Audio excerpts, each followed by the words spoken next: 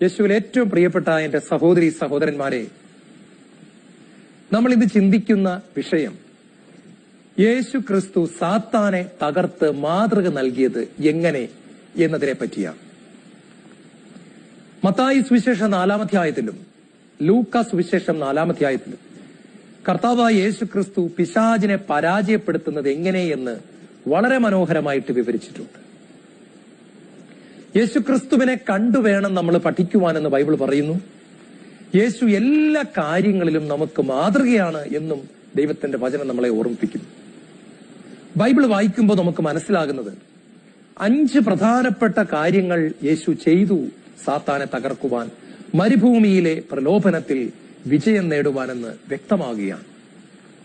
ഒന്നാമതായിട്ട് യേശുവിന്റെ എളിമയിലൂടെ, രണ്ടാമതായിട്ട് പ്രാർത്ഥനയിലൂടെ, മൂന്നാമതായിട്ട് ഉപവാസത്തിലൂടെ, നാലാമതായിട്ട് പരിശുദ്ധാത്മാവിലുള്ള ആശ്രയത്വത്തിലൂടെ, അഞ്ചാമതായിട്ട് ദൈവവചനത്തിന്റെ നിറവിലൂടെ. ഈ 5 കാര്യങ്ങളും എന്നിലും നിങ്ങളിലും സംഭവിക്കണമെന്ന് സ്വർഗത്തിലെ പിതാവ് ആഗ്രഹിക്കുന്നുണ്ട്.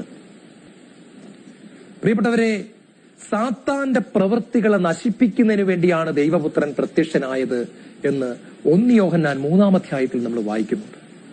അപ്പോൾ യേശു സാത്താനെ തകർത്ത അതേ വിധം തന്നെ നമ്മളും സാത്താനെ തകർക്കണമെന്നാണ് ദൈവം ആഗ്രഹിക്കുന്നത്. ഒന്നാമതായിട്ട് കർത്താവായ യേശു ക്രിസ്തുവിന്റെ എളിമ. ഫിലിപ്പി ലേഖനം 2-ാം അധ്യായത്തിൽ ഇങ്ങനെ പറയുന്നു: ദൈവത്തോടുള്ള സമാനത നിലനിർത്തേണ്ട ഒരു കാര്യമായി പരിഗണിക്കാതെ തന്നെ തന്നെ ശൂന്യനാക്കി ദാസന്റെ രൂപം സ്വീകരിച്ച് ആകൃതിയിൽ മനുഷ്യനെ പോലെ കാണപ്പെട്ടു, മരണം വരെ, കുരിശുമരണം വരെ അവിടുന്ന് തന്നെ തന്നെ അനുസരണമുള്ളവനായി താഴ്ത്തി. അതിനാൽ ദൈവം അവനെ അത്യധികം ഉയർത്തി. പ്രിയപ്പെട്ടവരെ, സാത്താന്റെ വലിയ സ്വഭാവം അഹങ്കാരമാണെങ്കിൽ യേശുക്രിസ്തുവിന്റെ സ്വഭാവം എളിമയാണ്. മനുഷ്യവർഗത്തെ തകർത്ത് കളഞ്ഞത് അഹങ്കാരമാണെങ്കിൽ മനുഷ്യനെ രക്ഷിക്കുന്നത് യേശുക്രിസ്തുവിന്റെ എളിമയാണ്. വളരെ വർഷങ്ങൾക്ക് മുൻപ് ഓസ്ട്രിയ എന്ന് പറയുന്ന രാജ്യത്തിൽ ഒരു വലിയ ചക്രവർത്തി ജീവിച്ചിരുന്നു. അദ്ദേഹത്തിന്റെ പേരാണ് ഫ്രാൻസിസ് ജോസഫ്. വളരെ പ്രൗഢിയിൽ രാജ്യത്തെ ഭരിച്ചിരുന്ന അദ്ദേഹവും എല്ലാ മനുഷ്യരെയും പോലെ ഒരു ദിവസം മരിച്ചു. അദ്ദേഹത്തിന്റെ ശവശരീരം അടക്കം ചെയ്യുവാൻ ആഘോഷമായ ഒരു വലിയ റാലി, ഒരു ജനക്കൂട്ടം ഒക്കെ ഉണ്ടായിരുന്നു. അദ്ദേഹത്തിന്റെ പൂർവികരെ പള്ളിയിലെ ഒരു പ്രത്യേക സ്ഥലത്ത് അടക്കം ചെയ്തിരുന്നു.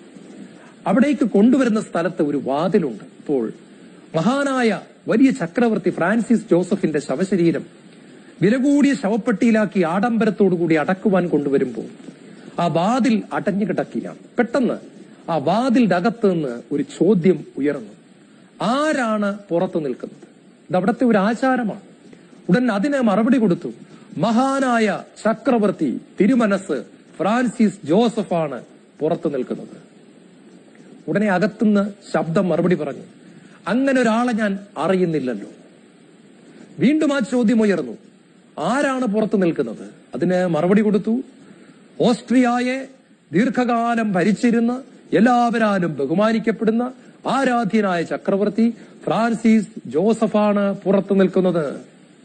വീണ്ടും അകത്തുനിന്ന് മറുപടി വന്നു: അയാളെ ഞാൻ അറിയത്തില്ലല്ലോ. വീണ്ടും ആ ചോദ്യം ഉയർന്നു: ആരാണ് പുറത്തു നിൽക്കുന്നത്? അതിന് പുറത്ത് ശവമഞ്ചം പിടിച്ചിരുന്നവർ ഉത്തരം കൊടുത്തു: എളിയ സഹോദരൻ ഫ്രാൻസിസ് ജോസഫാണേ പുറത്തു നിൽക്കുന്നത്. ആ, അയാളെ ഞാൻ അറിയും. വാതിലുകൾ തുറക്കപ്പെട്ടു. ഈ ശവമഞ്ചവും വഹിച്ചുകൊണ്ട് ശവമഞ്ചം കൊണ്ടുവരുന്നവർ അകത്ത് കയറി മൃത സംസ്കാര കർമ്മങ്ങൾ നടത്തി. യേശുവിൽ ഏറ്റവും പ്രിയപ്പെട്ടവരെ, ഞാൻ ഈ സംഭവം നിങ്ങളോട് പങ്കുവെച്ച് എന്തിനാണെന്നറിയാമോ? പ്രഭാഷകന്റെ പുസ്തകത്തിലെ മനോഹരമായ ഒരു വചനം ഇതാണ്: ഇന്ന് രാജാവ്, നാളെ ജഡം. ഇന്ന് അവൻ ആരും ആയിക്കോട്ടെ, നാളെ പുഴുക്കൾക്ക് ഇരയായി ആഹാരമായി തീരേണ്ട വ്യക്തിയാണ്. ചില വ്യക്തികളോട് സംസാരിക്കുമ്പോൾ നമുക്ക് ഭയമാണ്. കാരണം അവരുടെ ഉള്ളു മുഴുവൻ ഞാൻ നിറഞ്ഞു നിൽക്കുകയാണ്. ചിലർ പറഞ്ഞു കേട്ടിട്ടില്ലേ, ഞാനെന്ന് വെച്ചാൽ ഞാൻ ആരാണെന്ന് നിങ്ങൾക്ക് അറിയാമോ? ഞാനെന്ന് വെച്ചാൽ ഞാൻ. സത്യത്തിൽ ഇത് സംസാരിച്ചിട്ടുള്ളത് ദൈവമാണ്. I am that I am. ഞാനാകുന്നവൻ ഞാനാകുന്നു എന്ന് പറയുവാൻ ഉണ്മയായിട്ടുള്ള ദൈവത്തിന് മാത്രമേ സാധിക്കൂ. നമ്മളൊക്കെ ഇല്ലായ്മയാണ്. I am that I am എന്ന് പറയുന്നത് എക്സിസ്റ്റൻസ് അല്ല, ഹി ഈസ് ദി എക്സിസ്റ്റൻസ്. അവൻ തന്നെയാണ് ആദ്യം അന്ത്യവും. നമുക്ക് അഹങ്കരിക്കാൻ ഒന്നുമില്ല. അപ്പം വലിയ ഫ്രാൻസിസ് ജോസഫ് ചക്രവർത്തി ഇത് എളിയ സഹോദരൻ ഫ്രാൻസിസ് ജോസഫ് ആണേ എന്ന് പറഞ്ഞ സമയത്ത് ഇതാ സിമിത്തേരിയുടെ വാതിലുകൾ മലർക്കെ തുറക്കപ്പെടുന്നു.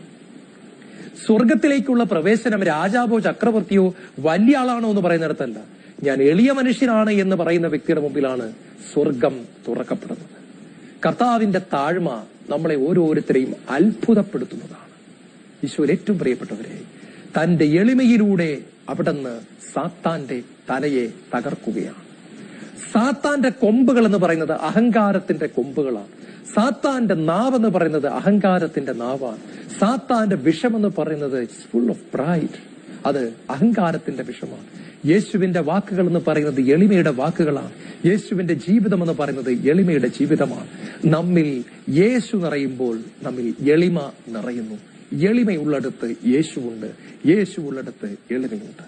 ഒന്നാമത്തെ പോയിന്റ്, യേശു തന്റെ എളിമയിലൂടെ സാത്താനെ തകർത്തു. വളരെ വ്യക്തമായിട്ട് നമുക്കിത് കാണാം. സ്നാപക യോഹന്നാൻ പാപികളായ മനുഷ്യരെ ജ്ഞാനസ്നാനപ്പെടുത്തി മാനസാന്തരത്തിന്റെ സുവിശേഷം പ്രസംഗിക്കുന്ന വേദിയിലേക്ക് സത്യത്തിൽ കടന്നു ചെല്ലേണ്ട ഒരു കാര്യവുമില്ല. പലപ്പോഴും എന്റെ ധ്യാന അവസരങ്ങളിൽ ഞാൻ കണ്ടിട്ടുണ്ട്, ആളുകൾ കുമ്പസാരിക്കാൻ ക്യൂ നിൽക്കുമ്പോൾ എനിക്ക് തോന്നിയിട്ടുണ്ട്, കുമ്പസാരിക്കേണ്ട കാര്യമൊന്നും ഇല്ലല്ലോ, പാപത്തിൽ കഴിയുന്നവർ കുമ്പസാരിക്കട്ടെ, ഞാനിപ്പോ കുമ്പസാരിക്കേണ്ട കാര്യമൊന്നും ഇല്ല എന്ന് പറഞ്ഞ് ചിലപ്പോഴെങ്കിലും ഞാൻ വഴിമാറിപ്പോയിട്ടുണ്ട്. ഇതുപോലൊരു രംഗം നമ്മളൊന്ന് ചിന്തിക്കുക. ഒരു പാപവും ചെയ്തിട്ടില്ലാത്ത യേശു ക്രിസ്തു ഒരു ധ്യാനഗുരുവല്ല. അവിടുന്ന് ദൈവമാണ്, പരിശുദ്ധനാണ്. ഭൂമിയിലെ എല്ലാ ധ്യാന ഗുരുക്കന്മാരും പാപികളാണ്, പക്ഷെ യേശു അങ്ങനല്ല, അവിടുന്ന് പരിശുദ്ധനാണ്. എന്നിട്ടും പാപികൾ കുമ്പസാരിക്കുന്ന ഒരു വേദിയിലേക്ക് സ്നാപക യോഹന്നാൻ എന്ന് പറയുന്ന പാപമുള്ള ഒരു മനുഷ്യന്റെ ആ ശുശ്രൂഷ നടക്കുന്ന വേദിയിലേക്ക് ലൈനിൽ നിന്ന്, ക്യൂവിൽ നിന്ന് പാപികളിൽ ഒരുവനെ പോലെ ചെന്ന് കൈകൂപ്പുമ്പോൾ സ്നാപകൻ പോലും അത്ഭുതപ്പെട്ട് ചോദിക്കുന്നുണ്ട്, കർത്താവേ, നീ എന്തിന് എന്റെ അടുത്ത് വരുന്നു? ഞാനല്ലേ നിന്റെ മുമ്പിൽ മുട്ടുകുത്തേണ്ടത്?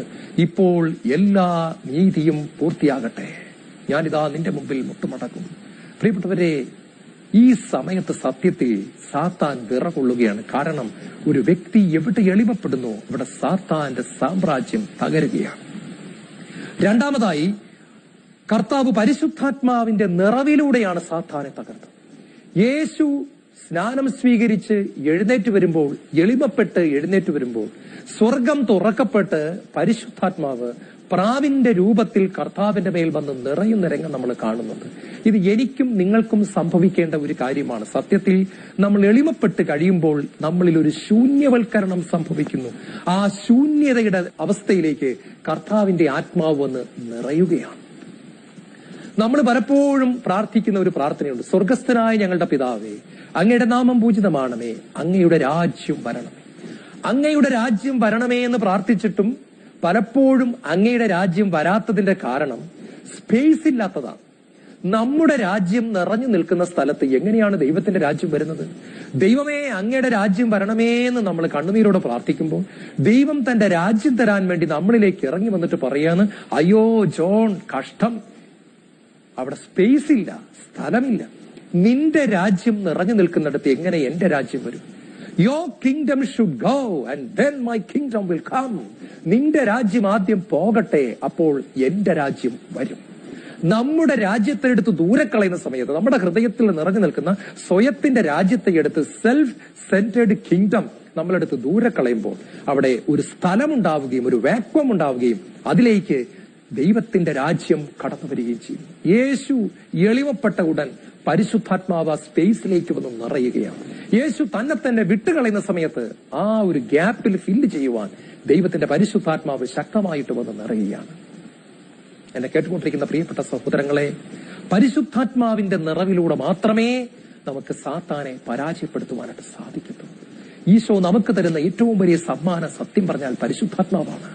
കാരണം പരിശുദ്ധ ത്രിത്വത്തിലെ മൂന്നാമനായ ദൈവം തന്നെയായ അവിടത്തെ യേശുക്രിസ്തു നമുക്ക് സമ്മാനമായിട്ട് തരികയാണ്. നമ്മളത് സ്വീകരിക്കുകയും നിറയപ്പെടുകയും ചെയ്യണം.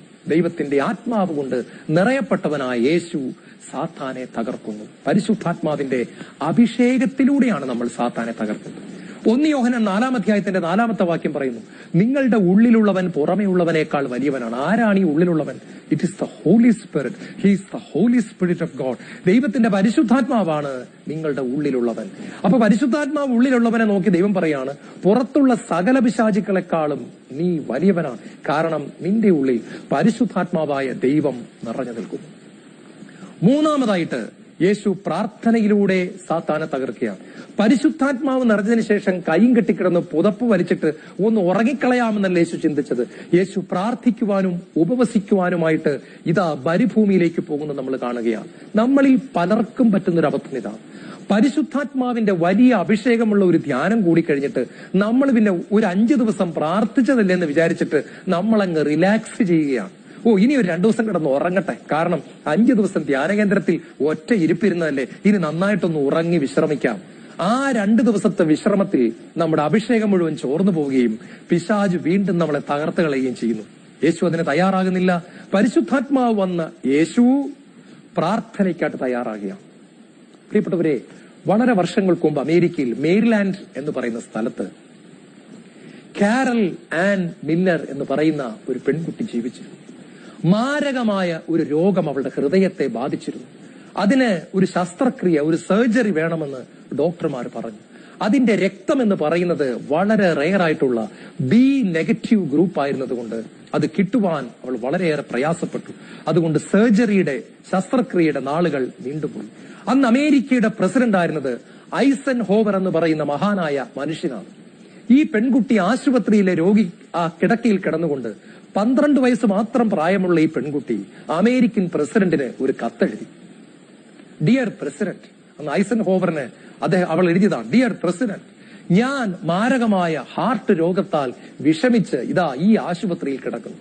എന്റെ സർജറി വേണമെങ്കിൽ രക്തം വേണം. അതിന് ബി നെഗറ്റീവ് എന്ന് പറയുന്ന റെയർ ഗ്രൂപ്പുള്ള രക്തം കിട്ടുന്നില്ല.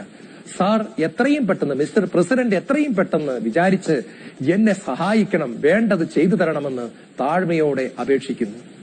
അവളുടെ പേര് വെച്ച് അവൾ എഴുതി കാരൽ ആൻ മില്ലർ.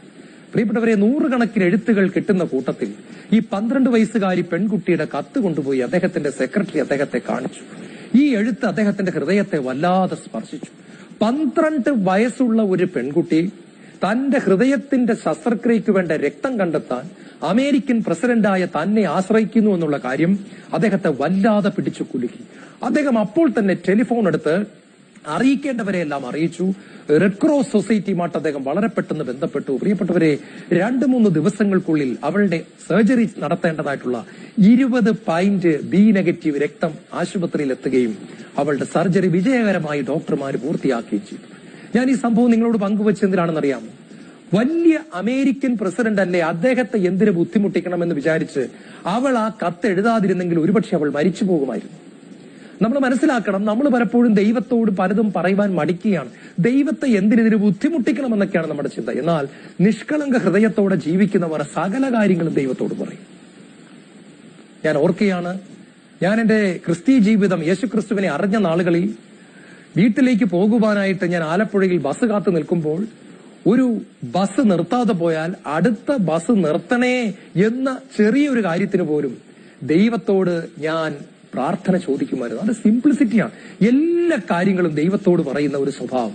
കാലം കടന്നുപോയപ്പോൾ അതൊക്കെ നഷ്ടപ്പെട്ട് ഇപ്പൊ കുറച്ച് കോംപ്ലിക്കേറ്റഡ് ആയിട്ട് മാറിയിരിക്കുകയാണ്. കാര്യങ്ങളെല്ലാം കോംപ്ലക്സ് ആയി നിറഞ്ഞു സങ്കീർണമാക്കപ്പെട്ടിരിക്കുകയാണ്. ദൈവം നമ്മളെ ആ സിംപ്ലിസിറ്റിയിലേക്ക് മടക്കി വിളിക്കുന്നു. പ്രിയപ്പെട്ടവരെ, പ്രസിഡന്റിന് കത്തെഴുതി അവൾക്ക് രക്തം കിട്ടി. സ്വർഗത്തിലെ പിതാവിനോടുള്ള പ്രാർത്ഥന ഇതുപോലെ തന്നെയാണ്. അപ്പാ, പാപത്തെ തോൽപ്പിക്കുവാൻ, പിശാചിനെ തോൽപ്പിക്കുവാൻ എനിക്ക് അങ്ങയുടെ കൃപ ആവശ്യമാണ്. അങ്ങയുടെ സഹായം കൂടാതെ എന്നെ കൊണ്ട് പറ്റുകയില്ലപ്പാ. ഭൂമിയുടെ ഒരു കോണിലിരുന്നു കൊണ്ട് ഞാൻ പ്രാർത്ഥിക്കുന്നു. സ്വർഗത്തിലെ പിതാവിന്റെ മറുപടി ഉടനടി വരുന്നു. ആ വ്യക്തികളുടെ മേൽ ദൈവത്തിന്റെ പരിശുദ്ധാത്മാവിന്റെ ശക്തി വ്യാപരിക്കുകയും ചെയ്യുന്നു. പ്രിയപ്പെട്ടവരെ, എപ്പോഴും പ്രാർത്ഥിക്കുന്ന ഒരു സ്വഭാവം നമുക്കുണ്ടായിരുന്നെങ്കിൽ, സമയം കിട്ടുമ്പോഴെല്ലാം ആ സമയം വെറുതെ കളയാതെ പ്രാർത്ഥനയിൽ ദൈവത്തോടുകൂടി ആയിരിക്കുന്ന ഒരു സ്വഭാവം നമുക്കുണ്ടായിരുന്നെങ്കിൽ എന്ന് ഞാൻ ആഗ്രഹിച്ചു പോവുകയാണ്. നമ്മുടെയൊക്കെ ജീവിതം ഒരുപാട് മാറുമായിരുന്നു. അടുത്തതായിട്ട്, ഉപവാസത്തിലൂടെ കർത്താവ് സാത്താന്റെ മേൽ പിടിമുറുക്കുകയാണ്. എന്താണ് ഉപവാസം എന്ന് പറയുന്നത്? ലെജിറ്റിമേറ്റ് ആയിട്ടുള്ള ആവശ്യമായ ആഹാരത്തിൽ നിന്നും ഒഴിഞ്ഞിരുന്നു കൊണ്ട് ആ സമയം പോലും ദൈവവുമായിട്ടുള്ള കൂട്ടായ്മയിൽ ചെലവഴിക്കുകയും ദൈവ വചനം കൊണ്ട് ശരീരത്തെയും ആത്മാവിനെയും മനസ്സിനെയും പോഷിപ്പിക്കുവാനായിട്ട് നമ്മളെ തന്നെ വിട്ടുകൊടുക്കുകയും ചെയ്യുന്നതാണ് ഉപവാസം. കർത്താവ് ഇവിടെ 40 ദിവസം ഉപവാസം എടുത്തത് പരിശുദ്ധാത്മാവിനാൽ നയിക്കപ്പെട്ടാണ്. അത് ഒരു കോമൺ റൂളായിട്ട്, പ്രിൻസിപ്പിളായിട്ട് നമ്മൾ എടുക്കേണ്ട കാര്യമില്ല. എങ്കിലും നമ്മുടെ ജീവിതത്തിൽ ഉപവാസം ഇടയ്ക്കൊക്കെ എടുക്കേണ്ടത് ഡിസിപ്ലിന്റെ ഒരു ഭാഗമാണ്. മലയിലെ പ്രസംഗത്തിൽ യേശു പറഞ്ഞു, നിങ്ങൾ പ്രാർത്ഥിക്കുമ്പോൾ ഇപ്രകാരം പ്രാർത്ഥിക്കുവിൻ. നിങ്ങൾ മുറിയിൽ കയറി വാതിലടച്ച് ജനലടച്ച് രഹസ്യത്തിൽ പ്രാർത്ഥിക്കുവിൻ. രഹസ്യങ്ങൾ അറിയുന്ന പിതാവ് നിങ്ങൾക്ക് പ്രതിഫലം തരും. അതേ മലയിലെ പ്രസംഗത്തിൽ യേശു പറഞ്ഞു, നിങ്ങൾ ഉപവസിക്കുമ്പോൾ നിങ്ങൾ നന്നായിട്ട് കുളിക്കുകയും മുഖം കഴുകുകയും തലയിൽ എണ്ണ പുരട്ടുകയും ചെയ്യുവിൻ. രഹസ്യങ്ങൾ അറിയുന്ന പിതാവ് നിങ്ങൾക്ക് പ്രതിഫലം തരിക തന്നെ ചെയ്യും. ഉപവാസത്തിന് പ്രാധാന്യമില്ലായിരുന്നെങ്കിൽ തീർച്ചയായിട്ടും യേശു അങ്ങനെ പറയത്തില്ലായിരുന്നു. കർത്താവ് എന്നെ പഠിപ്പിച്ച ഒരു കാര്യമുണ്ട്, ജോൺ, നീ പ്രാർത്ഥിക്കുമ്പോൾ നിനക്ക് കിട്ടുന്ന കുറെ അനുഗ്രഹങ്ങളുണ്ട്. അത് നീ പ്രാർത്ഥിച്ചാൽ നിനക്ക് കിട്ടും. നീ ഉപവാസം എടുക്കുമ്പോൾ മാത്രം നിനക്ക് കിട്ടുന്ന കുറെ അനുഗ്രഹങ്ങളുണ്ട്. അത് ഉപവാസം എടുക്കുമ്പോൾ കിട്ടും. നീ ഉപവാസം എടുത്തില്ല എങ്കിൽ ആ പർട്ടിക്കുലർ ആയിട്ടുള്ള അനുഗ്രഹങ്ങൾ, ബ്ലെസ്സിങ്സ് ഒരിക്കലും നിന്റെ ജീവിതത്തിൽ നൽകുവാൻ എന്നെ കൊണ്ട് സാധ്യമല്ല. പ്രിയപ്പെട്ടവരെ, മനസ്സിലാക്കണം, നമ്മൾ മറ്റുള്ളവരെ സഹായിക്കുമ്പോൾ, കാരുണ്യത്തിന്റെ പ്രവൃത്തികൾ ചെയ്യുമ്പോൾ നമുക്ക് കിട്ടുന്ന പ്രതിഫലമുണ്ട്. കാരണം യേശു മലയിലെ പ്രസംഗത്തിൽ പറഞ്ഞു, നിങ്ങൾ മറ്റുള്ളവരെ സഹായിക്കുമ്പോൾ രഹസ്യത്തിൽ ചെയ്യുവിൻ. രഹസ്യങ്ങൾ അറിയുന്ന പിതാവ് നിങ്ങൾക്ക് പ്രതിഫലം തരും. പ്രാർത്ഥിക്കുന്നത് രഹസ്യത്തിൽ ചെയ്യുവിൻ. ഉപവസിക്കുമ്പോഴും രഹസ്യത്തിൽ ചെയ്യുവിൻ. എല്ലായിടത്തും കർത്താവ് പ്രതിഫലങ്ങളും വാഗ്ദാനം ചെയ്യുന്നു. ഉപവാസം എടുക്കുന്ന വ്യക്തികൾക്കും ദൈവം പ്രതിഫലം വാഗ്ദാനം ചെയ്യുന്നു. നമ്മൾ ആദിമ സഭയെക്കുറിച്ച് പഠിക്കുമ്പോൾ കാണാം, അവിടെ ഉപവസിച്ചും പ്രാർത്ഥിച്ചും വരുന്ന സമയത്താണ് പരിശുദ്ധാത്മാവിന്റെ പ്രവർത്തനങ്ങൾ വളരെ ശക്തമായ നിലയിൽ സഭയിൽ വെളിപ്പെട്ടത്. പ്രിയപ്പെട്ടവരെ, ആഹാരത്തെ ദൈവമായി കരുതുന്ന ഈ കാലഘട്ടത്തിൽ പൗലോസ്ലീഹയുടെ വചനം നമ്മുടെ മനസ്സിലേക്ക് കൊണ്ടുവരേണ്ടത് അത്യാവശ്യമാണ്. അവരുടെ ദൈവം ഉദരമാണ്. ഉദരമാണ് അവരുടെ ദൈവം. ഭൗതികമായത് മാത്രം അവർ ചിന്തിക്കുന്നു. ഈ ലോകത്തിന് വേണ്ടി മാത്രം അവർ ജീവിക്കുന്നു. നമ്മുടെയൊക്കെ ജീവിതത്തിലേക്ക് കർത്താവ് ഒരു ചലഞ്ചിങ് ആയിട്ടുള്ള ഒരു ചോദ്യം അയക്കുകയാണ്. നിനക്ക് എനിക്ക് വേണ്ടി ഉപവസിക്കുവാനായിട്ട് സാധിക്കുന്നു? ജീവിതത്തിൽ പലപ്പോഴും ഉപവാസമെടുക്കുന്ന സമയത്ത് ഞാൻ കണ്ടിട്ടുണ്ട്, പരിശുദ്ധാത്മാവിന്റെ ഒരു അൺയൂഷ്വൽ അനോയിന്റിങ് നമ്മുടെ പുറത്ത് വ്യാപരിക്കുകയാണ്. നമുക്ക് വളരെ ഇഷ്ടപ്പെട്ട ആഹാരം ഉണ്ടാക്കി വെച്ചിരിക്കുന്ന സമയത്ത് നമ്മളത് വേണ്ട എന്ന് പറഞ്ഞുകൊണ്ട് ദൈവത്തോടുകൂടി ആയിരിക്കുവാൻ നമ്മൾ സമയം ചെലവഴിക്കുമ്പോൾ പരിശുദ്ധാത്മാവ് കടന്നു വരികയാണ്. ഞാൻ ഒരിക്കലും ഒരു ധ്യാനം നടത്തുന്ന സമയത്ത് ധ്യാനം മുന്നോട്ട് കൊണ്ടുപോകാൻ ആദ്യത്തെ ദിവസം വളരെയേറെ ബുദ്ധിമുട്ടുന്ന ഒരു സമയം. ആ സമയത്ത് ഞാൻ എന്റെ മധ്യസ്ഥ പ്രാർത്ഥന നടത്തുന്ന സഹോദരങ്ങളോട് പറഞ്ഞു, സഹോദരങ്ങളെ, ധ്യാനം മുന്നോട്ട് കൊണ്ടുപോകാൻ വളരെ ബുദ്ധിമുട്ട് അനുഭവപ്പെടുന്നുണ്ട്. പരിശുദ്ധാത്മാവിന്റെ ആ ഒഴുക്കും ഒരു അനോയിന്റിങ്ങും കിട്ടാൻ പ്രയാസം അനുഭവപ്പെടുന്നുണ്ട്. എന്റെ ടീമിലെ മധ്യസ്ഥ പ്രാർത്ഥന നടത്തുന്ന മക്കൾ എന്നോടൊന്നും പറഞ്ഞില്ല. അവർ പറഞ്ഞു, ഡോക്ടർ ധൈര്യമായിട്ട് പോയിരുന്ന് പ്രാർത്ഥിച്ചോ എന്ന് മാത്രം പറഞ്ഞു. എന്നിട്ട് ആ 5 മക്കളും കൂടി ഒരു തീരുമാനമെടുത്തു, അവര് ഇന്ന് ഉച്ചയ്ക്ക് ആഹാരം കഴിക്കുന്നില്ല. അവർ 5 പേരും അന്ന് ഉച്ചയ്ക്ക് ആഹാരം കഴിക്കാതെ, ഞാനിത് അറിയുന്നില്ല, അവർ കണ്ണുനീരോടും വിലാപത്തോടും കൂടി ഇരുന്ന് പ്രാർത്ഥിക്കാനായിട്ട് തുടങ്ങി. പ്രിയപ്പെട്ടവരെ, ഉച്ച കഴിഞ്ഞ് 2:30 മണിക്കുള്ള സെഷനിൽ ഞാൻ സ്റ്റേജിലേക്ക് കയറുമ്പോൾ എന്റെ കൂടെയുള്ള പാട്ടുപാടുന്ന സഹോദരൻ ഗാനം ആലപിക്കുന്നു. ഞാൻ പ്രൈസ് ആൻഡ് വർഷിപ്പ് നയിക്കാനായിട്ട് കയറി നിൽക്കുമ്പോൾ ഇതാ സ്വർഗം തുറക്കപ്പെടുന്നതും ദൈവത്തിന്റെ പരിശുദ്ധാത്മാവ് ആ ഓഡിറ്റോറിയം മുഴുവൻ ഒരു മഴ പെയ്യുന്നത് പോലെ പെയ്തുകൊണ്ടിരിക്കുന്ന അനുഭവം എനിക്കുണ്ടായി. കർത്താവ് അന്ന് എന്നെ വളരെ വ്യക്തമായിട്ട് പഠിപ്പിച്ചിരുന്നു, ജോൺ, ഉപവാസത്തിന് അതിൻ്റെതായിട്ടുള്ള ഒരു റോൾ ഉണ്ട്. ഈശോയിൽ ഏറ്റവും പ്രിയപ്പെട്ടവരെ, നമ്മൾ കണ്ടിട്ടുണ്ട്, വിറക് തീ പിടിക്കുമെന്നുള്ളത് സത്യമാണ്, കത്തുകയും ചെയ്യും. എന്നാൽ വിറകിന്റെ പുറത്തേക്ക് അല്പം മണ്ണെണ്ണ ഒഴിച്ചു കൊടുത്താലോ പിന്നെ പറയണ്ട, ആളിക്കത്തുകയാണ്. പ്രാർത്ഥനയിലൂടെ തീർച്ചയായിട്ടും ദൈവത്തിന്റെ കൃപ കടന്നു വരും. എന്നാൽ ഉപവാസം അതിന്റെ കൂടെ ചേർത്ത് കൊടുക്കുമ്പോൾ വിറകിന്റെ അകത്ത് എണ്ണ ഒഴിക്കുന്ന പോലത്തെ ഒരു പ്രതീതിയാണ്. ഉപവാസവും പ്രാർത്ഥനയും കൂടെ ആവുമ്പോൾ തീയ് ആളിക്കത്തുന്ന ഒരു അനുഭവം ഉണ്ടാകുന്നു. നമ്മുടെ ഇഷ്ടങ്ങളെപ്പോലും നമ്മൾ മാറ്റിവെച്ചുകൊണ്ട്, കൊതിയുള്ള ആഹാരം കഴിക്കാനുള്ള ഇഷ്ടത്തെ ഒരു നേരത്തേക്ക് മാറ്റിവെച്ചുകൊണ്ട് ദൈവത്തോടുകൂടെ കൂട്ടായ്മയിലായിരിക്കാൻ നമ്മൾ കൊടുക്കുന്ന വിലയാണ് ഉപവാസം. കർത്താവിനോടുകൂടെ ആയിരിക്കാനുള്ള കൊതിയുടെ ഭാഗമാണ് ഉപവാസം. ദൈവത്തിന് നമ്മൾ പ്രയോറിറ്റി കൊടുക്കുന്നു, മുൻഗണന കൊടുക്കുന്നു. നമ്മുടെ ജഡത്തെ നമ്മൾ ക്രൂശിക്കുന്നു, ആത്മാവിന് നമ്മൾ ആഹാരം കൊടുക്കുന്നു. പട്ടിണി കിടക്കുന്ന സമയത്ത് നമ്മുടെ ജഡിക മനുഷ്യൻ പരാജയപ്പെടുകയാണ്. നിങ്ങളൊന്ന് ചിന്തിച്ചു നോക്കിയേ, രാവിലെ നമ്മൾ ബ്രേക്ക്ഫാസ്റ്റ് കഴിക്കുന്നു, ഉച്ചയ്ക്ക് നമ്മൾ ലഞ്ച് കഴിക്കുന്നു, വൈകിട്ട് നമ്മൾ കാപ്പി കുടിക്കുന്നു, രാത്രി നമ്മൾ വേറൊരു ആഹാരവും കൂടെ കഴിക്കുന്നു. 4 നേരം നമ്മുടെ ശരീരത്തിന് ആഹാരം കൊടുത്തിട്ട് ആത്മാവിന് നമ്മൾ എന്ത് ഭക്ഷണമാണ് പ്രിയപ്പെട്ടവരെ കൊടുക്കുന്നത്? വെറുതെയാണോ പ്രലോഭനം വരുമ്പോൾ നമുക്ക് പരാജയപ്പെടുത്താൻ സാധിക്കാത്തത്? ജഡിക മനുഷ്യൻ അതീവ ശക്തൻ, ഒരു ആനയെ പോലെ നിൽക്കുമ്പോൾ ആത്മാവിന്റെ മനുഷ്യൻ ഒരു കൊതുകിനെ പോലെ നിൽക്കുക. ആനയും കൊതുകും തമ്മിലുള്ള പോരാട്ടത്തിൽ ആര് ജയിക്കും? ഒരൊറ്റ ചവിട്ടിന് കൊതുകിന്റെ പൊടി പോലും കാണത്തില്ല. ഇതാണ് നമുക്ക് ശരിക്കും സംഭവിക്കുന്നത്. ജഡത്തിന് നമ്മൾ വയറ് നിറച്ച് ആഹാരം കൊടുത്തിട്ട് ആത്മാവിന് നമ്മൾ ചെറിയ 2 ബിസ്ക്കറ്റും അല്പം കട്ടൻ ചായയും കൊടുത്തുകൊണ്ടിരിക്കുക. ഈ ഒരു സിസ്റ്റം നമ്മൾ മാറ്റി ആഴ്ചയിൽ ഒരു നേരമെങ്കിലും ഉപവസിക്കണം. ജോൺ വെസ്ലി എന്ന് പറയുന്ന മഹാനായ പ്രീച്ചർ ഇംഗ്ലണ്ടിനെ ഇളക്കി മറിച്ച ശുശ്രൂഷകനാണ്. അദ്ദേഹം തന്റെ ശുശ്രൂഷകർക്ക് ഓർഡിനേഷൻ കൊടുക്കുന്നതിന് മുമ്പ് ഒരു കാര്യത്തിൽ നിർബന്ധമുണ്ടായിരുന്നു. ബുധനാഴ്ചയും വെള്ളിയാഴ്ചയും രാത്രി മാത്രമേ അവർ ആഹാരം കഴിക്കാൻ പാടുള്ളൂ. അങ്ങനെ ഒരു ഡിസിപ്ലിൻ ഉള്ളവർക്ക് മാത്രമേ അദ്ദേഹം ഓർഡിനേഷൻ കൊടുത്തിരുന്നുള്ളൂ.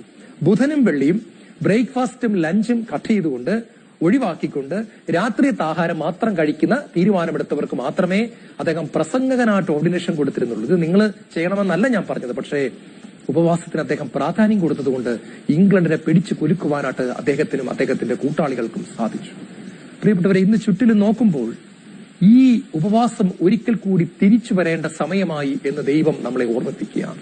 ഉപവാസവും പ്രാർത്ഥനയും കൂടെ സമ്മേളിക്കുമ്പോൾ റിവൈവൽ ഉണ്ടാകും, ഉണർവുണ്ടാകും, ദേശങ്ങളിൽ മാറ്റമുണ്ടാകും, ചലനമുണ്ടാകും. പരിശുദ്ധാത്മാവിന്റെ ചെറുകടി ശബ്ദം സഭയിൽ ഒരിക്കൽ കൂടെ ശക്തമായിട്ട് കേൾക്കും. കണ്ണുകളടയ്ക്കാം, പ്രാർത്ഥിക്കാം. യേശുവേ, മരുഭൂമിയിൽ അങ്ങ് സാത്താനെ തകർത്ത് കളഞ്ഞു. കർത്താവേ, ദൈവത്തിന്റെ വചനം അവിടുന്ന് ഉപയോഗിച്ച് സാത്താനെ തകർത്തു. പരിശുദ്ധാത്മാവിൽ നിറഞ്ഞു നിന്ന് അവിടുന്ന് സാത്താൻ പറഞ്ഞ ഓരോ കാര്യങ്ങൾക്കും മറുപടിയായി ദൈവത്തിന്റെ വചനത്തിൽ നിന്നും മറുപടി കൊടുത്തു. ഇപ്രകാരം എഴുതപ്പെട്ടിരിക്കുന്നു, ഇപ്രകാരം എഴുതപ്പെട്ടിരിക്കുന്നു. ഇതുപോലെ ദൈവവചനം കൃത്യസമയത്ത് സാത്താനോട് പറഞ്ഞ് അവരെ എതിർക്കുവാൻ ഞങ്ങളെ പഠിപ്പിക്കണമേ. പിശാചിനെ പരാജയപ്പെടുത്തി വിജയത്തിൽ മുന്നോട്ട് പോകുന്ന അഭിഷേകം നിറഞ്ഞൊരു ജീവിതം ഞങ്ങൾക്ക് തരണമേ. യേശുവേ സ്തോത്രം, യേശുവേ നന്ദി, യേശുവേ